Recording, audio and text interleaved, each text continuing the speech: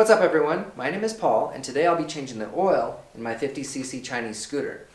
These scooters take less than 1 quart of oil and they don't have an oil filter, so the oil changes need to happen pretty often. I recommend every 1500 miles. This is full synthetic 10W40 motorcycle oil. I paid $10 for this fancy quart of oil because this scooter is already very slow, and if this full synthetic oil will give it a tiny bit more power, I'll take it.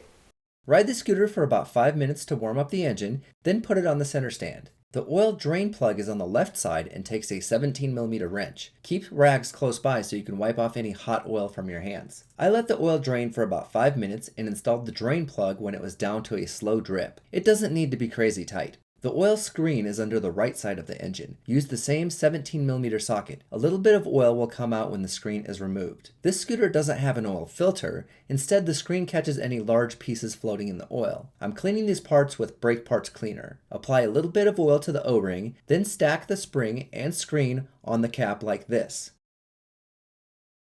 You'll have to fight the spring a little bit to get the thread started, but don't use tools until after it's threaded in. This should also be pretty tight, but no need to go crazy here.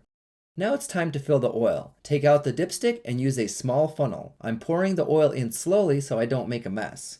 I put almost 3/4 of this quart in. Let's take out the funnel and reinstall the dipstick. I'm going to start the engine and let it run for just a few seconds.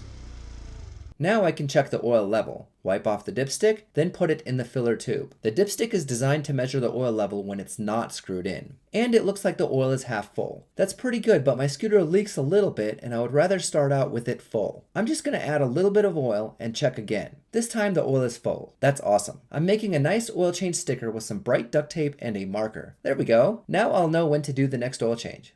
That's it. Changing your oil is really not that hard. Make sure you do it every 1500 miles to keep your engine nice, and I'll see you guys next time.